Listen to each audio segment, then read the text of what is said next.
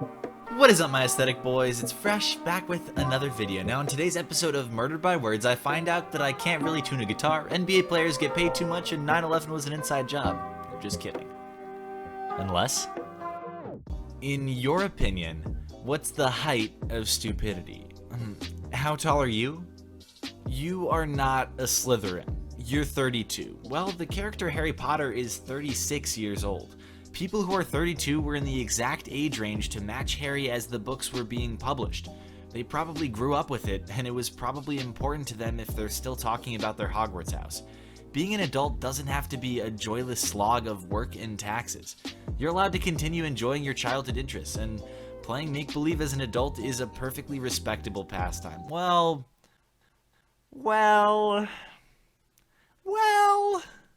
Ooh, we got a DM with GameStop guest care. Hey, can I sell back games for cash? I'm just worried about the low chance of survival with the coronavirus outbreak and all. Yes, you can.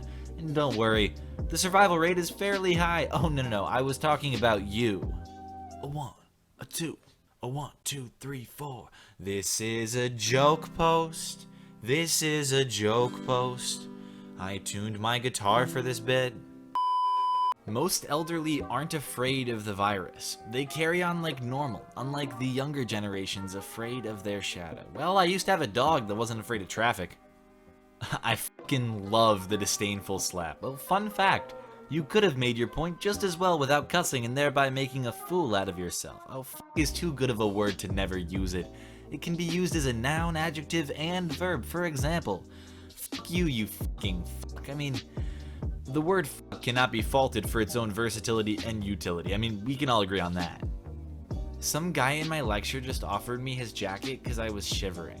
I would have taken the jacket if he was cute. Well, maybe the cute ones would have offered if they thought you were also cute.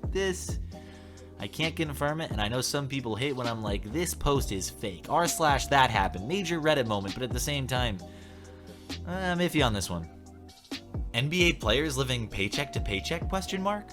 Blazers star CJ McCollum says a lot of players weren't financially prepared for an event like the coronavirus shutdown. Look, the average NBA salary is $7.7 million. I mean, seriously, CJ McCollum really shouldn't be talking about financial preparation or lack thereof when he got paid $27 million fucking dollars last year. But even forgetting the firmament of NBA primo talent, league minimum is still over $500,000 for a full season. As a matter of fact, 481 of the 525 players that were paid salaries in the NBA last year still made over $1 million. Even some of the lowest paid players, like number 524 on the list, the iconic Jimmer Fredette, got paid $208,509 for playing 6 games. He played 6 games. 6. And got paid $200,000. Do you know what the average income per capita is in the US? $53,820. He got paid 4 times the average per capita income in the US for playing 6 basketball games. Go cry your Gucci tears elsewhere. Which do women like better, fingering or oral? Why? Well, from you, a friendly wave will suffice. Honestly, what is the worst thing that could happen if you drive a little buzzed? You could fucking kill someone. Now stop asking stupid questions. Okay, cunt. No, let me explain to you why you're the cunt here. You don't fucking drive drunk. I don't give a shit who you are, or how good a driver you think you are, or how good of a drinker you think you are. It's feckless cunts like you that are the reason people don't take their own or their buddies' inebriation seriously, and then some poor kid needs to be airlifted to a hospital because you couldn't swallow your pride and call a fucking lift. So shut the fuck up with this, honestly, what's the worst that could happen horse shit? Because honestly, the worst that could happen is you kill a few people and then you don't even have the good grace to die in the wreck yourself. I will never forget a New Year's Eve party that I was at my freshman year of college in which a friend of a friend, someone I'd never met before, drunkenly attempted to convince me over several minutes, after which I had to forcibly take his keys, that he swears he is a great drunk driver. As if isolation just couldn't get any worse, James Blunt just came on the radio. Worse must be realizing you're too thick to change the station, so first off, obligatory, if you're gonna lie about somebody, Don't at them. And second of all, for some reason, probably the whole British lingo thing coming into play here, we don't generally use thick as an insult in the US. No, it means something else entirely. So I'm over here chuckling to myself about the implication of someone being too physically thick to change a radio station. Kylie Jenner named youngest self-made billionaire for second year in a row. The 22-year-old's net worth grew massively last year, and Forbes is still justifying that self-made title. Well, her being self-made is the equivalent of me buying a microwave dinner and claiming I made it from scratch because I pressed a few buttons. To simplify the issue a bit, Forbes justifies that title of self-made by the explicit fact that none of Kylie Jenner's money is inherited, which is true. However, she was born into a family with incredible wealth, fame, and power, and these advantages cannot be overlooked. The average teenager is unable to start an international cosmetics company no matter how hard they work, and not everyone is able to take such entrepreneurial risks without knowing that they have a very wide, very plush safety net to fall back on. From TMZ, Blake Griffin airballs and bricks shots in pickup game with kids. Quarantine rust, or alternate headline, grown man hides in bushes to secretly record a dad and his kids at the park.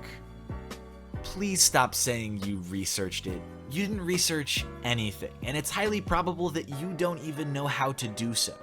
Did you compile a literature review and write abstracts on each article? Or better yet, did you collect a random sample of sources and perform independent probability statistics on the reported results? No? Did you at least take each article one by one and look into the source, that would be the author, publisher, and funder, then critique the writing for logical fallacies, cognitive distortions, and plain inaccuracies? Did you ask yourself why this source might publish these particular results? Did you follow the trail of references and apply the same source of scrutiny to them?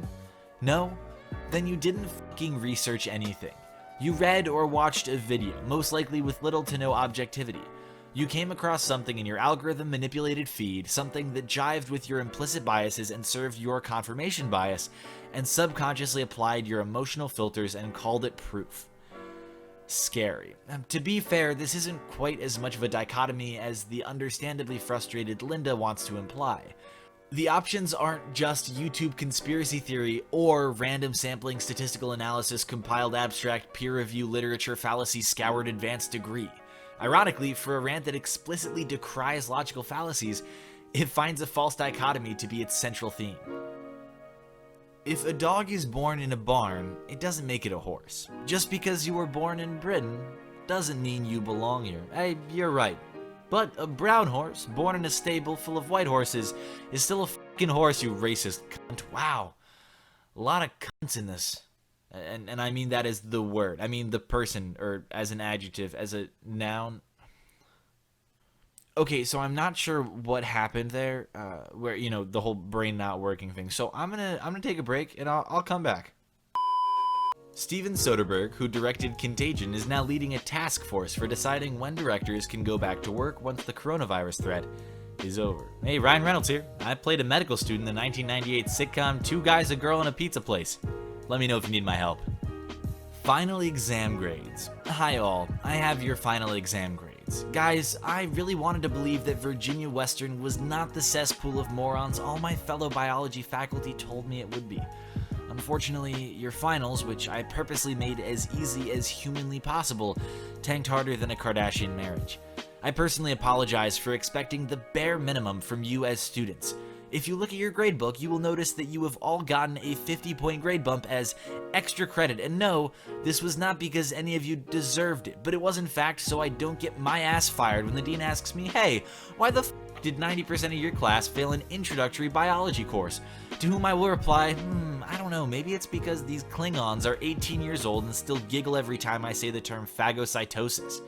I'd like to add that, in fact, one of you got a 5 out of 100 on this exam, for which I salute you, considering it was 100% multiple choice, and the statistical probability of you missing more than 90% guessing is actually higher than your chance of getting laid, which for this particular student would be an actual act of God. Please, stay out of the gene pool, you know who you are.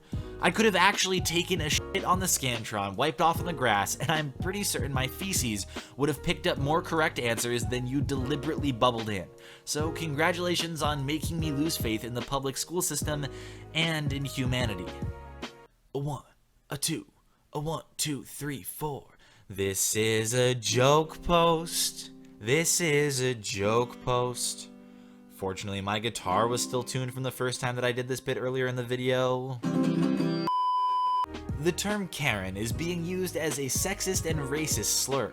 Considering this is an equivalent of the N-word for white women, should it be banned on Twitter? Oh look, are you a house Karen or a field Karen? As John Mulaney famously said, and as I have quoted many times, if you're debating which of the two words is worse or comparing them, and you can't say one of the words, that's the worst word.